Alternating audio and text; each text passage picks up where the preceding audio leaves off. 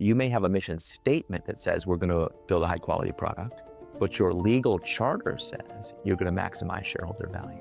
And this disconnect between what you claim your mission is and what your purpose actually is means you are lying to your customers, to your employees, to everybody. You're probably even lying to yourself. Founders who are naive about this often wind up feeling betrayed later, but it's their signature on the company's death warrant. They signed it the first day, but they didn't even read it. Hey everybody, I'm Eric Ries. Most people know me as the author of The Lean Startup, but now, hopefully, you will know me as the author of the upcoming Incorruptible, launching on May 26th in the United States, May 28th everywhere else. I'm really excited to talk about a topic that may seem a little bit obscure. It's called governance, but actually has shaped really profoundly all of the leading AI labs. I played a bit part in that story, which I look forward to talking about. And most importantly is the tool, the power, superpower we can use to prevent companies from turning bad, to prevent founders from losing control of their creations. Maybe we should begin with this question, since this is an AI podcast. You done work with Anthropic when Anthropic was fairly small. Why do you think it was important for the founder team to get your specific point of view in context of the new material that you're interested in? Yeah, happy to talk about that. And for the record, like I played only a bit part in the story, so I'm not trying to take credit for their incredible success. They have an epic run for all time.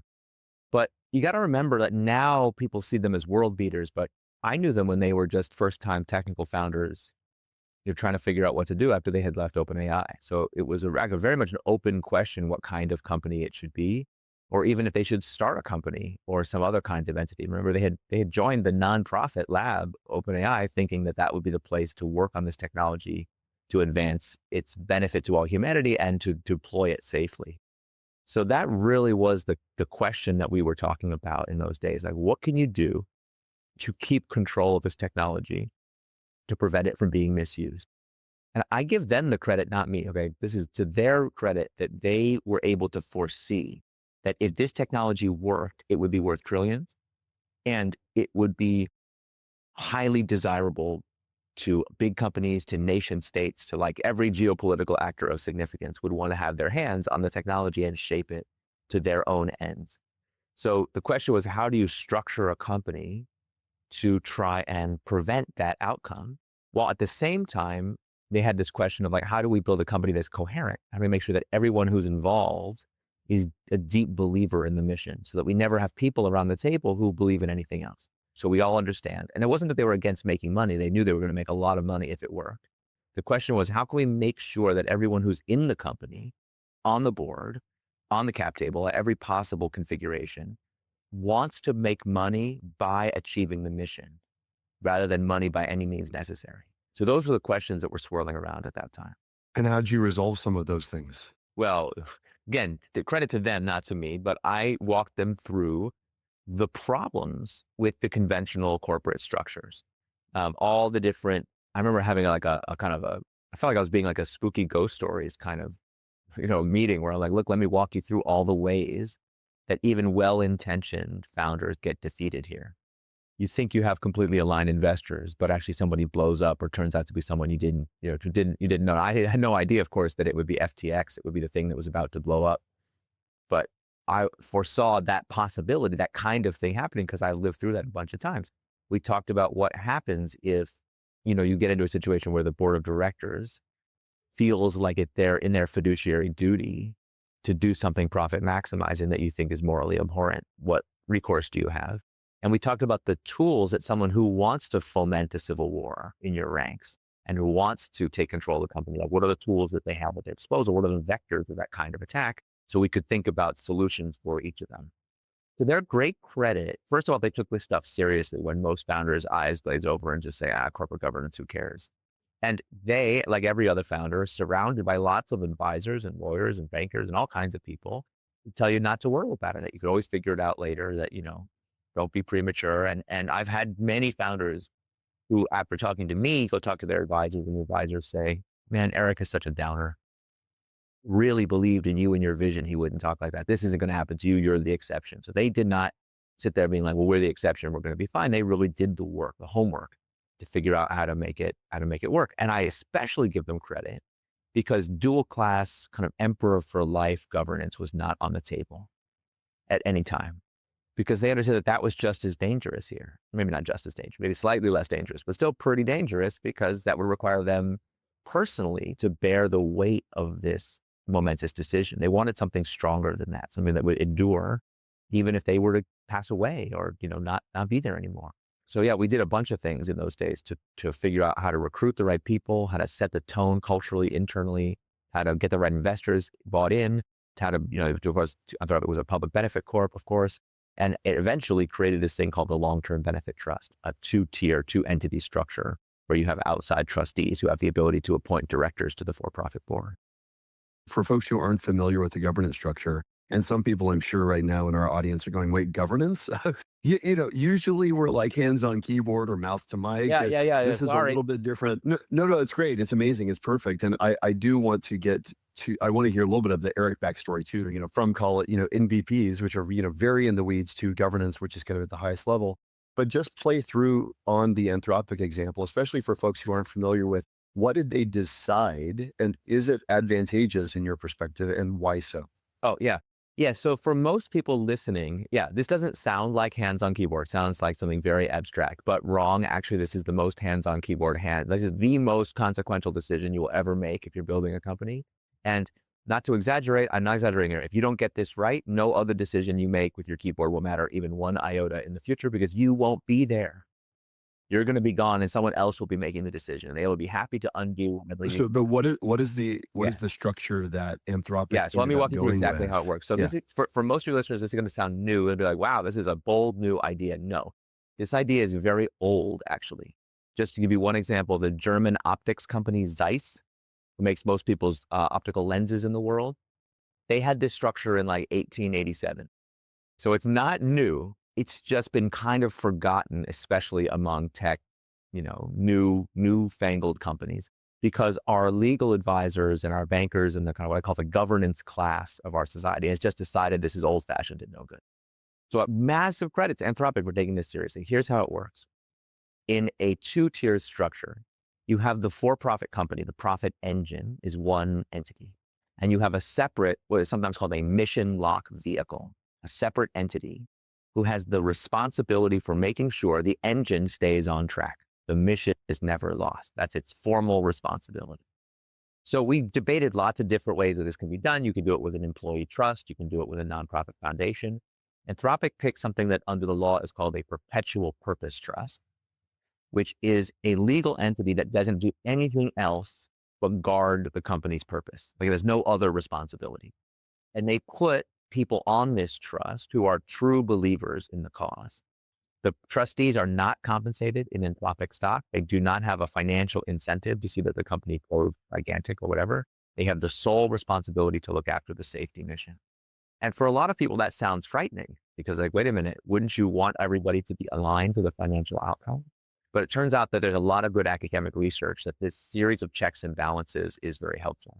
In the same way that having, an absolute monarchy is historically unstable compared to a multi-branch democracy, where you can have one branch check the other. So that's the structure. So Anthropic is itself a public benefit corp, meaning it has a legal mission to advance this technology for the benefit of humanity and to do it in a safe way. So if you were to sue Anthropic and say that they're doing something that's not profit maximizing, I'm a shareholder, couldn't win that lawsuit. The board it's insulated. And they did it in a very elegant way, I think, which was because this was new to them. It was new to their investors. It wasn't something that everyone understood right away. First of all, they built this structure over the course of 2 years. So the right to do it was written into all their legal doc. I remember reviewing term sheets in the early days to make sure that the investors did not have a veto over the structure. Then in the Series C, if I remember right, they established what they call the long-term benefit trust and appointed the first trustees. And the rules of the trust were such that over time, its control increases as Anthropic passes certain commercial milestones. So it started off, I think, being able to appoint one of the directors to the board, but eventually we'll be able to appoint a majority of the directors to the for-profit board. And just as you explain this, because obviously now with AI and with these foundational models, these things seem to be like very, life or death kind of like things we have to figure out. But I think, I'm a big fan of all your books, but also the new one, because I think, just much more down to earth, what you articulate in that book, which is not as foundational as I think, an AI model, is that you have all these companies that used to kind of be great, and then something happened to them, and then they Hmm. just turn out not to be what you thought they were. And I think from a Yeah. user, most people understand that from like, hey, we used to have a relationship. I bought your stuff and you basically have this underlying promise. And then at one point you start to break this promise and now I don't know what to do. You changed. And I think as a Yeah. founder, you sometimes see your own company turn against you a little bit. And then all the things that you dreamt it would be, it's suddenly not becoming and it's turning into something else. And so maybe if you can also just talk a little bit about like from the person who course obviously popularized MVPs and small, like why is this important, not just for foundational models, but also for the everyday entrepreneur who sits and listens to this? Yeah, yeah. You said it yourself, which is we've all had the experience of being betrayed as a customer. Many of us had the experience of being betrayed as an employee or as an investor too. Companies lose their way. They lose the spark that made them worth investing in the first place. We sometimes call it mission drift. We sometimes call it bureaucracy. We have a lot of different words for it, but what they all have in common is that a company that you used to be able to trust is no longer trustworthy. And over time, companies go from being value creating to value extractive, meaning that they are trying to make money by whatever means necessary. And they often figure out that they can make a lot of money, at least in the short term, by betraying their promises. Jim Sinegal, the founder of Costco, called this the business equivalent of taking heroin. He said that if they took $1 bottle of ketchup at Costco and charged you $1.03, you wouldn't notice.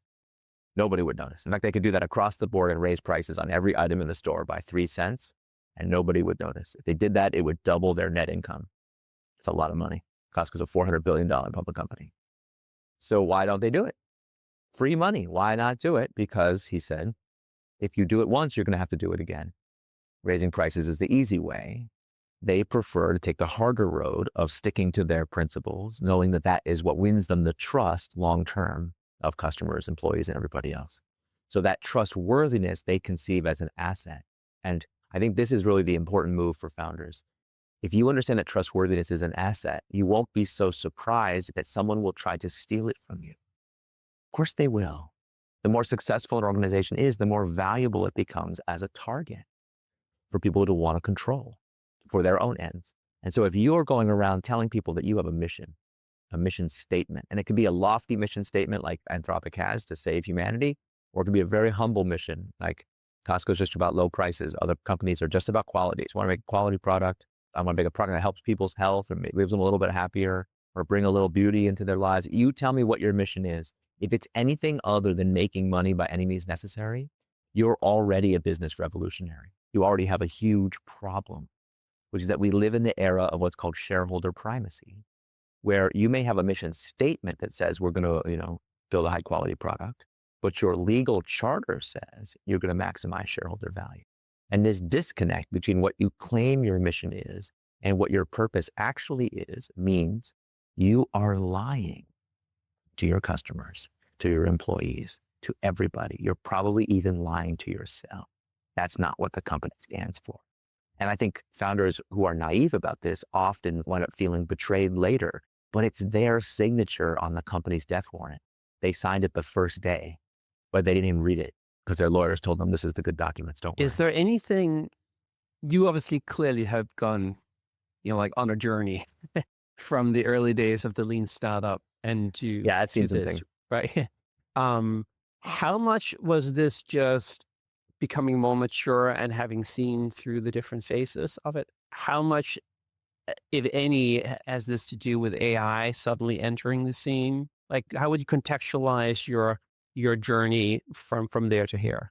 Sure, sure. Yeah, I learned a lot about this just from being around a lot of companies. But in the early, I've been doing lean startup for more than 15 years. The book came out in 2011. So it's been a long time.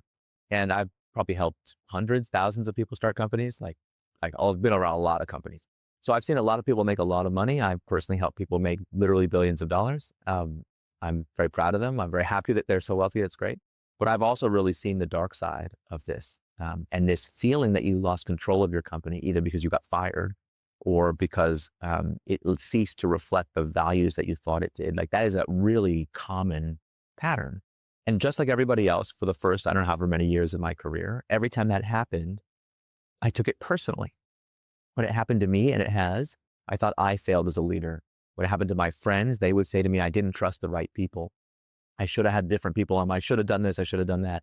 We see it as a personal drama. I talked to John Mackey, founder of Whole Foods, and he's like, yeah, the greedy bastards, they won. Like we personalize it. It's this person did this wrong thing to me. I was inadequate. The press loves that story.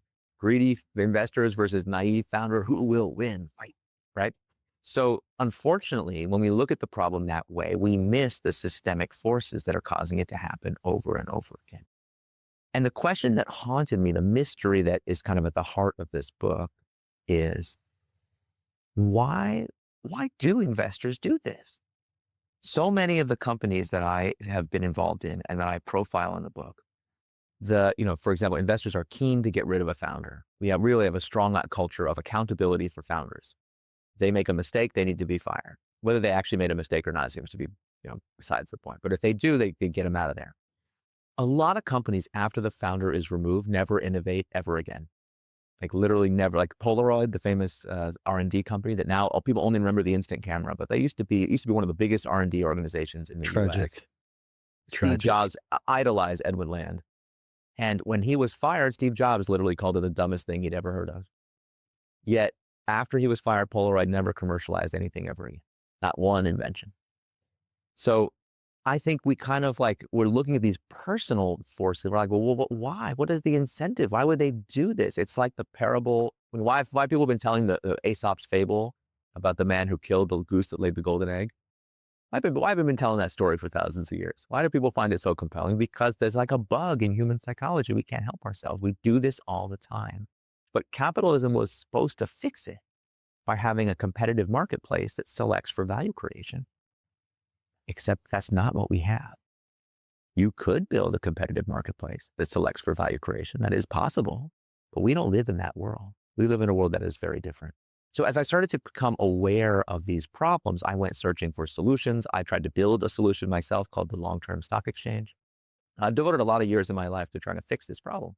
And through the course of building that, I learned a lot about corporate governance. I learned a lot about how financial systems actually work. I got to see the belly of the beast. If you know the book Heart of Darkness, I kind of took that journey down the river. Okay, I've been there. I'm here to report how it's going. Answer, spoiler alert, it's not going very well. Very few people make it out. So yeah, I'm actually and listen, I can't tell you how many times someone pulled me aside and said, listen, if you do this, you will never work in this town again. Which for most people who work on corporate governance would be literally a career death sentence that's being threatened.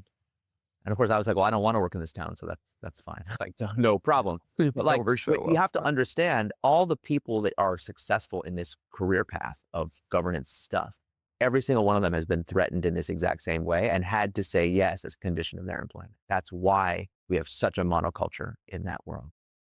Can I ask just sure. maybe, for a friend, say a friend who's realized that their company has gotten away from them and they founded this company, there's drift, as you say. In your book, you talk a lot about the person just has to leave. The person just has to start over. Is there something that you can do while you're still in?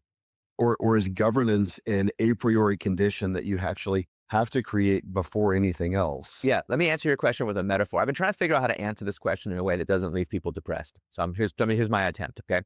Imagine you meet an Olympic athlete and you ask the Olympic athlete, what's the key to your success? And they're like, well, obviously I spent a lot of time studying the luge, but far before I got to the luge, I had to learn to eat right and go to the gym.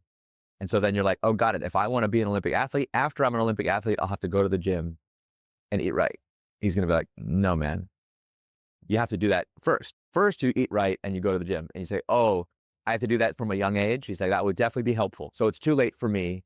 I guess there's nothing I can do. I guess I can just eat as much Doritos as I want. And he'd be like, no, man, I can't promise you that you can become an Olympic athlete. But I know for sure if you eat Doritos, it ain't happening. Okay, you got to get at the gym. And you're like, okay, got it. Well, I went to the gym one time now. Am I an Olympic athlete now? It's like, no. You got to do it every day for your whole life. That's how it works. So and you're like, oh, if I do it, will I be guaranteed some outcome? No, man, there are no guarantees. The great companies are our Olympic athletes, okay? And going to the gym and eating right is the two dimensions of what I call the blueprint in this book. One is the internal alignment dimension. That's kind of like eating right. That's like the nutrients that make up the organization are the right ones. And go to the gym. This is making the organization structurally strong, the integrity stuff, the structural integrity of the company. Now, is it too late for your friend? I don't know. What I do know is that it always is going to be harder later. So, the proverb is the best time to plant a tree is 40 years ago and the next best time is today. So here's what we want to do if we want to get back on track. And you read the founder mode discourse. It has a lot of good tips in here to just like blow everything up and fire everybody. And you could do that, but that by itself will not do anything other than make the thing more malleable. You still have to figure out what imprint to put on it. So for example, one of the really important leadership principles of the book is called harder is easier. For companies that are really aligned, have a mission that is aligned to human flourishing and a set of values that are committed to principled decision-making, they get these incredible benefits, like superpowers almost. They get much higher levels of alignment. They attract better talent. They're able to raise money more effectively. They have lower partnership costs. There's like a ton of evidence that this happens. So companies that drift lose these powers, and companies that restore them. Like you can get them back. So that would be the first thing, would be to try to figure out, like, is there a pathway to change the leadership style of the company to get back on track, to be more committed to a mission, to make sure that there's a principled decision-making framework. And I have tips in the book for how you do that. On the governance side, if it's too late, it's too late. But again, often if the thing is drifting, investors are dissatisfied too. And sometimes there's the opportunity to come back and say, listen, I think we can revitalize this. But in order to do that, we have to change the structure. Most conventional companies can change their structure with the majority vote of investors, sometimes just with a majority vote of the board. Like the fact that seems impossible to people just tells you a lot about they think of their own investors. But a lot of founders don't even try. And I think it's worth at least sitting down and having the conversation to say, look, I think there's a way forward here, and here's the evidence, and here's why I think it's good. The other trick, this is a bit of a hack, is for whatever reason, I guess because we live in the era of shareholder primacy, I guess that is the reason why, people are very deferential to a term sheet. So every once in a while, you'll have the opportunity to bring a new investor to the table and say, oh, it's a precondition of getting this money from this investor that we change our governance. They're being real about it, sorry. Just by tying capital to it, sometimes you can get unbelievable changes to be made. Now, the biggest problem with that is the investor in question has their own lawyers. And I did this once where the investor who's being brought in specifically to do this, their own lawyers were like, well, I don't know, this is non-standard. Shouldn't we be doing it? It's like, that's why you're here. Can you just tell your lawyers to back off? The lawyers, you got to watch out. Lawyers have a really strong conditioning to make everything part of the business monoculture, because that's important for their career. See, they don't want to have the reputation of having done something funky and anti-investor. That might not be good for them. So you got to be careful with that. But yeah, that can be very effective.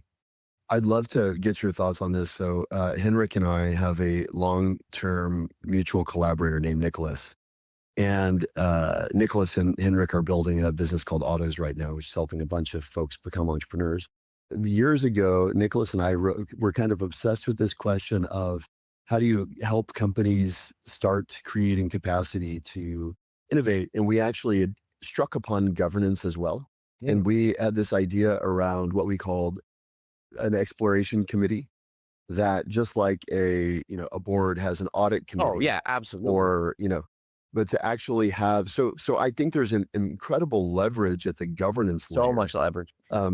It's the most powerful lever in corporate life, and most leaders don't know how to pull it, but I've never even heard of it. It's unbelievable to me how ignorant we are about the tools at our disposal. And it's funny that if you talk to VCs about companies, they'll be like, everyone knows that being non-consensus and right is the only way to make money in venture, and we have to be a bold contrarian. And those same VCs, as soon as you're like, let's talk governance, they're like, I don't know. You don't want to be. Oh no, yeah, exactly. Delaware C Corp. It's just like everything, you want to keep it vanilla. You're like, right? Okay, where would my bold contrarian go? Like, what happened? So I feel like founders have to take control of this themselves and just be like, no, this is the kind of company I want to have. I had a lot of founders do this. I coached them to look in the mirror every day and practice saying this one sentence until you can say it with confidence. It's just like this. As the founder, it is my judgment that an essential component of our business strategy is to be trusted by, it's a Mad Lib, fill in the blank, customers, okay, or whatever. Nurses. We need nurses to trust us. Okay. And in order to earn their trust, we need to adopt technique X. We need to be a public benefit corp, or we need to have a long-term benefit trust, or we need to have a foundation that, gives upside to the nurses, because otherwise it's profoundly unfair, whatever it is. And what's critical about this magic sentence is it forces the person you're talking to object to something specific. What exactly is your objection? Is the objection that I'm not the founder, that it's not my decision to make, that my judgment is flawed, that this is not our strategy, that trust is not essential, that this technique won't give us trust? Like, which is it? And what you'll find is most people cannot do this, because all they're telling you when they object is they've been vaguely told / indoctrinated into the idea that everyone's supposed to follow the best practices. I think actually it's a really important point.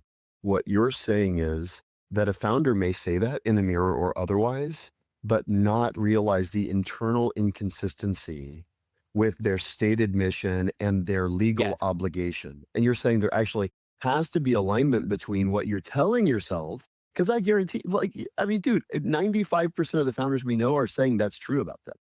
And what you're saying, actually, I don't mean to put words in your mouth. What it sounds like you're saying is they're unknowingly lying to themselves if they've taken hook, line, and sinker, these kind of vanilla governance structure. You're saying if you've taken that structure, you cannot look in the mirror and say this, because there is at the heart of your business and an inconsistency. And the giant lie. You are lying. The worst lies are the ones that we tell ourselves. Can I tell you a story? Please. Sure. There's a founder. I won't out this founder because it's a little embarrassing for him, but I get to like the privilege of my life. Okay. Like truly the most fun I get is basically every day I get to meet founders. Like people come to me with a crazy idea, like Autos, like we're going to do this thing. Like, that's insane. Most people are like, what a crazy idea. I love it. Crazier the better. So people come to me and pitch me like stuff that is just completely wild, and they ask me for my help. It's like, it makes my life so interesting. And I get to work on projects with like truly diverse kinds of things. And one day someone wanted to meet with me for like an autonomous agriculture or something technology. And I was like, sure, why not? Happy to meet. So he's giving me this presentation, and he's got these robots that are like autonomous vehicles with AI that can fly, they can roll on the ground, they can walk through the air, they can float. They're just like very, omni-terrain. And he's like talking about how they could be used for agricultural monitoring. But all I could see was like every science fiction movie I've ever seen, which like you just mount a turret on this thing and it's like, it's scary. I mean, game over. Even reminded me a little bit of the white ball from The Prisoner. I was just like, this thing, this is like the stuff of nightmares. So anyway, I'm like, dude, just real quick, is there any possibility that these could be used like as a weapon? And he like gets so frustrated. You can see the air go out of him. He's like, God, why does everybody ask me that? Like, I swear I'm not trying to build autonomous murder robots. I pinky swear promise. And I was like, well, that doesn't really make me feel any better, because how do you know that they won't be used for that? And he's like, well, I have such good intention. Not doing it. But if those intentions aren't codified, I was like, what else in a you got, legally right? binding document. And I was like, look, you're trying to convince all these people to trust you with this incredible technology because you're so mission driven. But I would say you're more like mission hopeful. You're hoping that it all works out and that nobody will take this thing over and use it for something that you hate. Are you prepared to make the tough decisions now to prevent that from happening? It was like, not really. I just want to raise money. Can I ask good luck. Good luck. One of my favorite podcasts is this, If Books Could Kill, where they go at lengths through books that you can buy in airports. And at one point they went through Who Moved My Cheese, which obviously is this kind of famous business book. Yeah, and so I know it well. I have not read the book, and neither do I know that, but they were talking about how basically optimizing for shareholder value is a relatively new concept that wasn't really kind of like populated until the 80s. I'm throwing something out. Could you talk a little bit about that? Because it seemed to be such a thing that everybody now just assumes is like, that's how it always been and should be. Yeah, people have been taught that this is a pillar of capitalism, and it's so wrong. So first of all, for the majority of the time on this earth that there have been joint stock corporations, it was seen as completely obvious by everybody that those corporations should be created to do a specific thing, to make a railroad, to build a canal, to be an insurance scheme or something like that. And therefore, the only purposes that would be allowed to have corporations form around them were ones that had a public benefit, what we would now call a defined public benefit. That's where the PB and PBC comes from. The idea that a corporation is not a vital, beautiful, living thing, but merely a financial instrument to enhance investor returns is a very new and super aberrant idea in history. And what's bizarre about it is that it has no democratic legitimacy. Shareholder primacy was never, not even once in the history of the world, subject to any popular referendum or enacted by any legislature. So we're living in this world of shareholder primacy. And people ask me, well, why is that? A very small cadre of lawyers, legal scholars, board members, and judges, starting in the 60s and 70s, got enamored of this idea. And they just decided it. They decided this is how it's going to be. So what's weird is, if you ask people, is shareholder primacy the law? They're always like, well, it is, but not really, but it is. It's like common law. It's kind of a thing, right? It's funny. It's not even in the common law because it's happened. Like the common law wasn't made in 1986. It's not in all countries, right? You know, I'm obviously from Denmark, where for tax reason, most of the companies that people know, Lego, Carlsberg, Novo, governed by trusts. Yeah. And they have in their constitution that basically they have to do things for the greater good. And so while the sub company, I guess it's the same way that now Anthropic is structured, can make money. Exactly. Grundfos, Carlsberg. You write about it in the book. Morgan, right? Yeah, no, Denmark is like the laboratory of this idea because, it's actually, it's very funny how it's like, it's an obscure quirk of Danish public policy has caused it to be the epicenter of this structure. But thanks to that structure, we have a lot of data. Denmark is actually the leading provider of the data that shows that this is a better structure than conventional companies can achieve. But here's the thing that's really important. If you read the legal papers that defend shareholder primacy, and you cut through all the BS about is this the law or is it not the law, you eventually get to a bedrock idea where they say, look, at this point, whether it should have been the law or not, at this point, it is now a normative consensus that this is how companies operate. Normative means, like, a descriptive consensus would mean we all agree that this is what companies do. They are mercenary assholes and there's nothing you can do about it. But a normative consensus is a consensus about how companies should behave.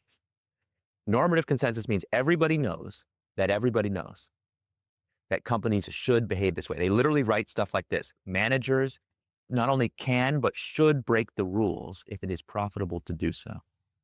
What's wild about this normative consensus is when I talk to people who build companies for a living and I ask them, are you part of this normative consensus? Everyone's like, no, I think this is the dumbest idea in the world. And I say, well, interesting. Apart from just now, have you ever told another living soul that this is what you think? They're like, oh, no. Right. And is this documented? Is it actually, is it defensible in court? Yeah, no, exactly. Everyone's afraid to say anything about it. And therefore, that allows the consensus to continue. They're complicit in the consensus. Yeah. The other thing that I think is very important for founders to understand, when we say that this is a new idea, let me just walk you through how this worked in the 19th century. Okay.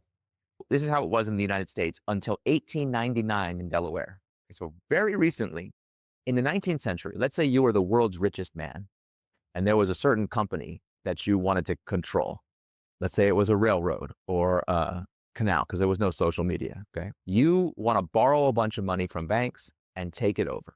First of all, in the 19th century, the board of directors would have been seen as perfectly justified in fighting you tooth and nail to prevent this from happening. There was no fiduciary duty to sell your company. 19th century observers would have found that ridiculous. But let's say you succeeded anyway. You take the company over and you tell everybody, I'm going to change its corporate charter from making a railroad to enriching shareholders. That's its new purpose. That would have been considered a crime. And the courts would void your charter as beyond the scope of what was authorized. That's how far we've come in just over 100 years. And even for the great bulk of the 20th century, when this system was reformed, because in the 19th century, to get a corporate charter, you had to make a petition to your local state legislature where you describe the public benefit. That was cumbersome. I'm not saying we should go back to that. The idea was called general incorporation, which was that anybody should be able to form a company for any reason. We take that for granted today, but it's just over 100 years old. It's actually a very new idea in human history. It was paired with limited liability, also a relatively new idea, limited liability for shareholders. And the idea was shareholders should be able to invest. Since they don't control what a company does, they shouldn't have liability for what it does. And anybody should be able to declare what their public benefit is and then form any company they want. That was fine. That actually worked really well for most of the 20th century, because even though you could make a company for any reason, you still had to have a reason. And investors, since they weren't in control of what you did, didn't have any liability. When we switched to shareholder primacy, we blew up this whole system. And actually, we're causing the deterioration of our economy thanks to this toxic idea. First of all, now, whenever you confront a company and say, why did you do this sociopathic thing? Companies say, well, it's not up to us. We had no choice. We're just doing our fiduciary duty to investors. But then you're like, great, so I can hold the investors accountable for this action? No, they have limited liability. So we've actually created what Ann Davies calls the unaccountability machine, where no one's, it's outrageous. It's the Steinbeck quote, right? There's no way the public in the long term will tolerate this state of affairs. And if you've wondered why have there been increasing calls for the corporate death penalty in recent years, this is why. It's actually a logical response to this idea of shareholder primacy. One of the reasons why I think, your new work is important for many reasons, but in the context of AI, one of the things that we talk a bunch about in this podcast is, in order to scale yourself, you need to understand how to create autonomous agents that do the work for you. In order to do that, you need to be able to articulate what your operating system is, how you take decisions, all these different things, because obviously otherwise the model would just kind of answer in a generic way, not in the way that you would. Yeah, of and course. So I've been on this tirade for the last few months to kind of really articulate my own stuff in like a persona.md file, and I've been talking to a lot of people about like doing that. And so I think from Anthropic's and the highest level of governance, I think all the way down to the most individual, I think increasingly we're looking at a place where people can do stuff to change things, like just adding into your governance structure of your own agents to say, here's my integrity, kind of like 5 lines of principles. Yeah, if you just put one of my ideas in the book is that we should redefine what it means to make a profit, to maximize human flourishing. That's literally what it means. If you put that one sentence in your agent document to say that, by the way, my personal view is that to make a profit means to maximize human flourishing, you will be surprised how influential that sentence will be to its behavior. Governance is about coherence inside and out, high and low, top and bottom, everything together rowing in the same direction. It's very powerful. I think part of the reason this is so hard for folks, and especially, as a recovering MBA myself, I started in finance. I love a good spreadsheet, right? Dollars are very easy to measure. Flourishing is very difficult to measure. Yeah. So our system is geared towards that which is easy to measure, not necessarily that which is worth measuring. 100%. In academic literature, this is called surrogation, where the metric becomes the surrogate for the thing itself.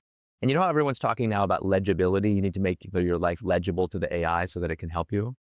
This is a huge part of the problem. Right now, this is not really an AI specific thing. Right now, we are teaching people, for example, to stack rank activities by ROI. It's one of the earliest things you learned in your MBA program. I was taught it as a junior engineer. ROI rules everything.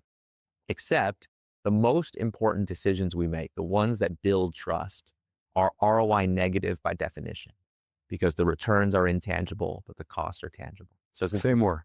Give us a practical example of that, because I really want to make that clear. Yeah. So let me tell you a story. I'm going to tell you a story about HEB, a grocery store in Texas. I like this because it's very one of my favorite retailers. It's incredible for folks who don't know it. Anyone who's ever been to Texas or spent time in Texas can't shut up about HEB. Outside of Texas, they're not that well known.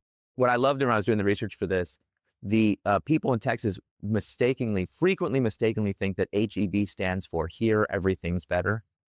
But actually it's not. It's even not the name of the company. It's just the initials of the founder's son. Anyway, the company's been going, I think, close to 100 years, 80 years, something like that, in Texas. Remarkable organization. And I tell this story during the pandemic. I think there was an ice storm in Texas, and one of the stores, the power goes out. And I'm talking about hard power out, no backup generators, no phones, no way to call headquarters, nothing. The lights go out, and the reporters, tell this story after the fact. They're like, there was a collective groan in the store. You can imagine why. Why are people upset that the power is out? Why are they in the store? It's an ice storm in Texas. They're obviously stocking up on stuff.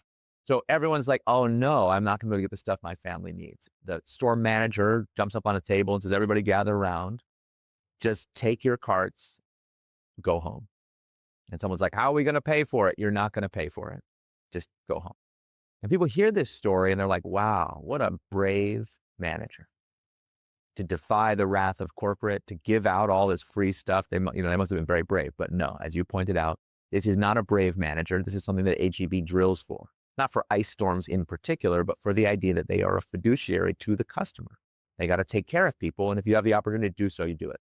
So that to people, like the customers are in tears, the loyalty you gain from doing something like this, and people who shop there that day, they're never shopping somewhere else. I mean, it's just a profound moment in their life. This happened. Now imagine they could have gotten corporate on the phone, and imagine they were in a conventional company that rules by spreadsheet and ROI.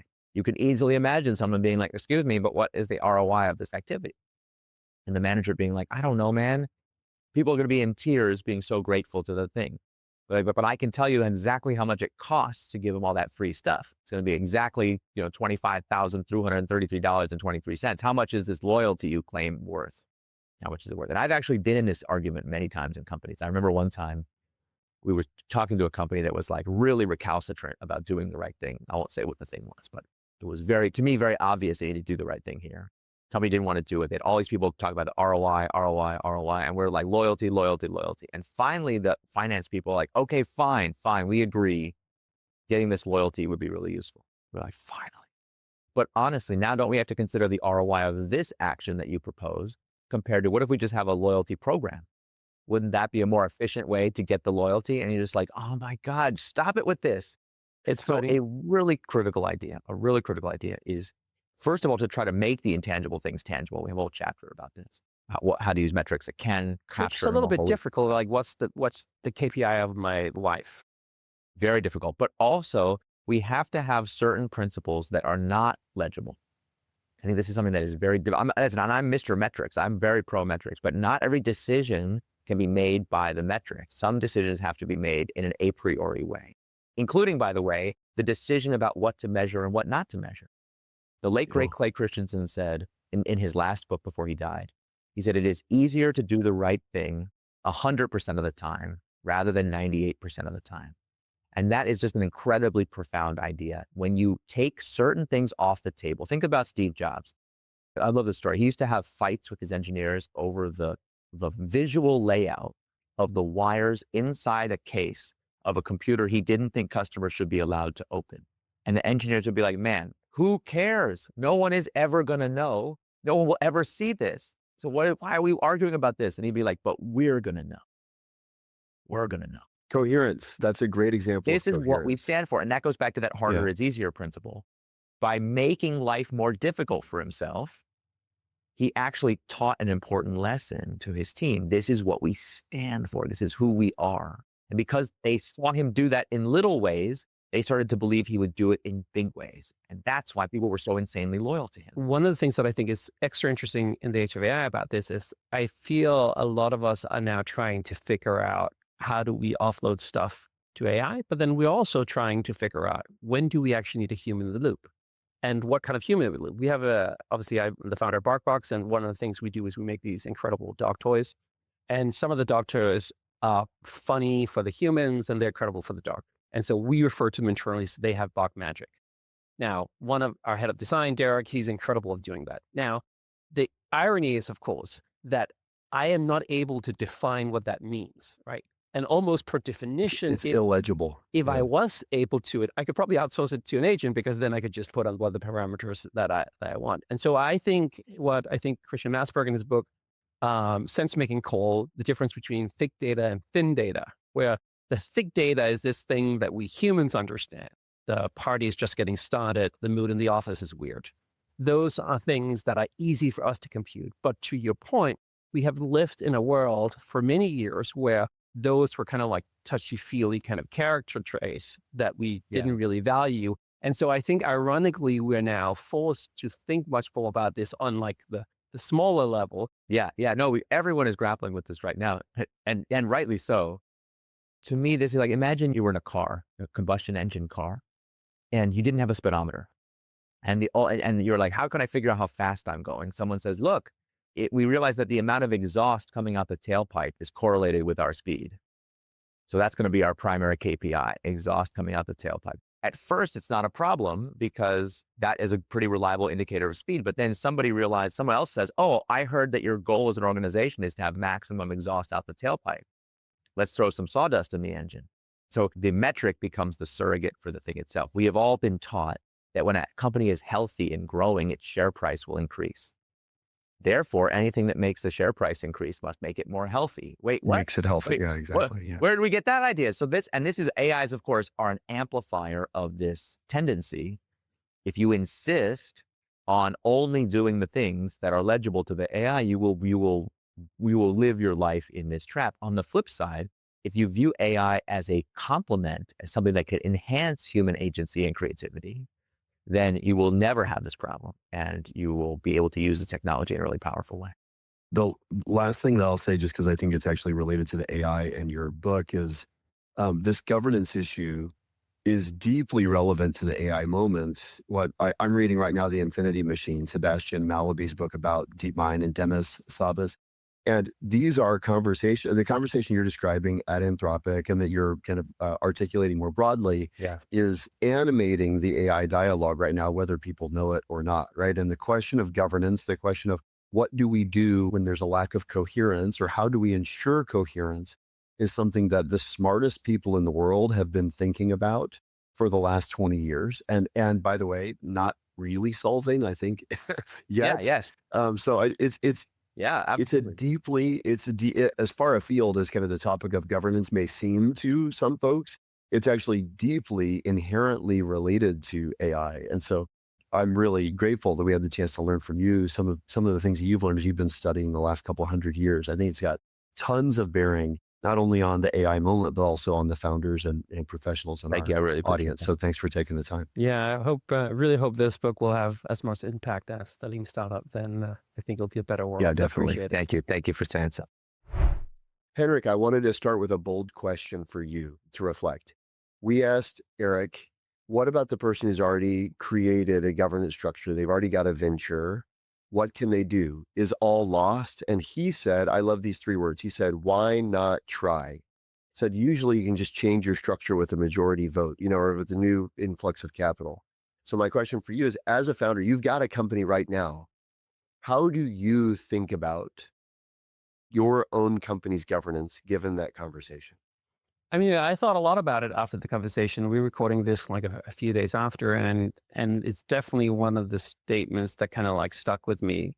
I think he's right that you can probably, when you come back with new money, kind of introduce that to your investors. And so I think it depends a little bit of like, quote unquote, how hot your deal is. Because obviously if you're going around, begging for cash, then you probably get even more restrictions put on you than you necessarily have the opportunity to negotiate kind of what we consider better terms. But I definitely think it makes a lot of sense. And I do think it's an incredible, important conversation. And it's not one that we've had a lot, I think, in the entrepreneurial space. It's obviously not one that historically has been promoted from the investment side. And so I think it's prudent that entrepreneurs look themselves in the mirror and say, hey, I want to be able to deliver the promise to the customer that I serve. And for me to be able to do that forever, which hopefully is the duration of the company's lifespan, I probably have to think of some structures. And so,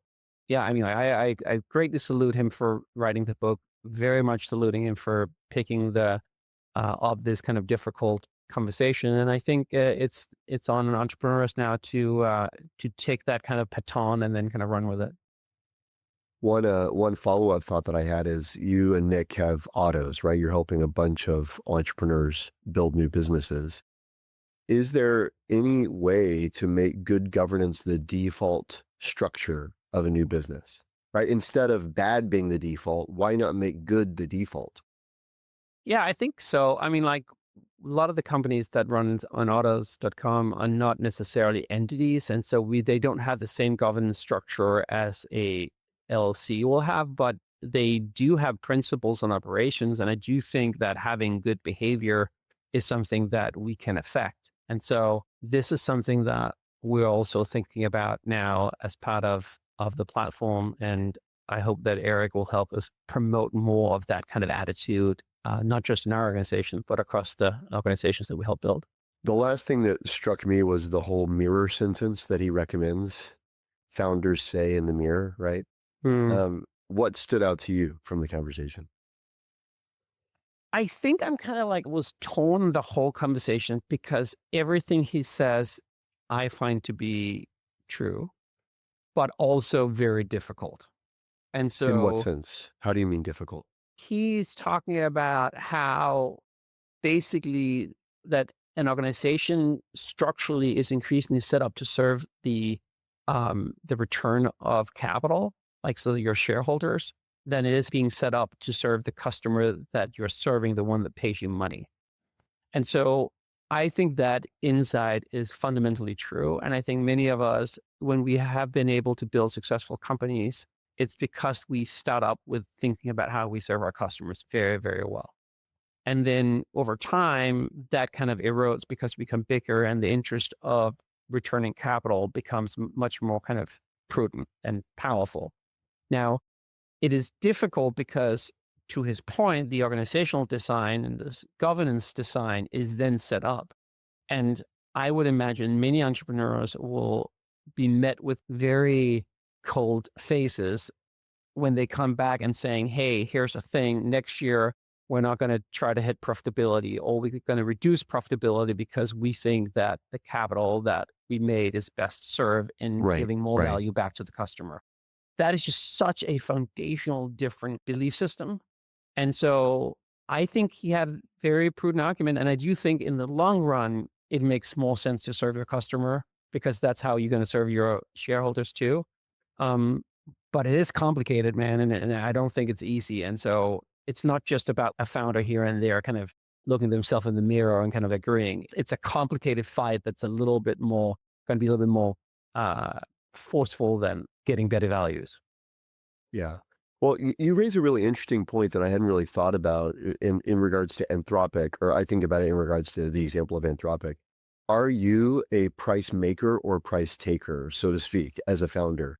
And I think the Anthropic example, my sense is Dario and his team were probably more, they were making the price when it comes to raising capital because of their pedigree and because of their history. They were leaving OpenAI. They knew what they wanted to do, right? And so that maybe, I don't know, are they more of a price maker? I Whereas they think can, so. which is say like to a VC, they can walk away. And I wonder whether a lot of folks, maybe they have a more normal kind of a startup, they may be more hesitant to impose terms because they're just going to not get funded, right? Yeah. And I think the same thing, obviously Mark at Facebook has a famously governance structure that gives him a lot of power. And I think I've Mhm. heard conversations where founders go like, oh, it'll be very neat to have this thing set up, right? But again, I think when he managed to do that, Facebook was really on fire. And it was in one of those rounds, like it wasn't a down round where he suddenly made those changes. And so, Mhm. Mhm. yeah, I think that's a good observation. Now, the the beauty would, of course, be if we could find cases or examples where you could show that both benefit, that this is not a zero-sum game. This is not where you're taking away from the investor and giving to the customers. This is where Right. the investors get even more back because that they serve their Well, that customers has to well. be the argument, right? That has to be the point. It doesn't work otherwise. That has to be the point. And I think that, but a lot of time, the company's lifespan is longer than maybe an investor's is Yeah, that's in that true. Good company. point. And Yeah. so they just want the next three of, let's say you're a PE firm, you might go, yeah, that might be well that in 15 years this will pay dividends, but I'm going to be out in 3 or 4 years. Well, and that's the core of his argument actually is those kinds of sources of capital actually are making a sacrifice you shouldn't be willing to make. Yeah. Or you shouldn't be surprised when the business is no longer what you want it to be. But also, like, I mean, like sometimes, some founders, they will have to make decisions and they might have been working for something for 12, 15 years and not made a lot of money doing it, although on paper it's worth a lot. And so then a liquidity event comes around, like you sell to a PE firm, then you have to be cut out like a very special cloth to then go like, you know what, I'm not going to do this deal if you don't do X, Y, Z. But I Right. think back to the Right. original point, that is the conversation that we need. And I think in many ways, customers and society at large is asking founders to increasingly take that posture. And Mm. I'm like obviously looking for like, how do you get a little bit of help taking that posture? Because it's not going to be an easy one to take. I wonder if the opportunity space is actually for investors who want to see a different kind of governance. If you take as a premise as an investor that you're going to create more enterprise value as an aligned organization, which really deeply connects to the mission, maybe instead of the burden being placed on the founder to fight for their rights, maybe there's a new kind of investment. I don't want to say vehicle, but a new style of investor who says this is actually a better way of doing it. And we as the investor are going to impose proper governance on the companies that we fund. I think that makes a lot of sense. And I think it's interesting. And I do think that there would be a market for it. Like if there's any of those investors out there, they can give me a call. If you check Founders Fund, for example, they at the time famously was fully pro founders, right? They were basically, we don't fire our founders. We are in support of secondary transactions so the founders can take money off the table along the way and all these different things, which at the time was kind of unheard of. And so I think it's a super interesting kind of point that maybe there's like a new investment opportunity of being the ones who go and say that. Now, back to the point of Anthropics. I mean, as I understand it, one of the reasons why they got funding to start with was because a bunch of people basically felt that needed to be a company that were thinking more about safety than what was out there. And so they might have been talking to a group of investors that was already kind of open for that argument. Yeah. Yeah. Great conversation. I thoroughly enjoyed it. And I agree with you, Henrik. I wish Eric all the best in championing this new cause. I think it's a needed book. It's needed thought leadership. And I'm really excited to hear what our audience thinks about the topic as well. Yeah, me too. So with that, I think it's time to call it a day. And so the only thing that's left to say is bye-bye. Bye-bye.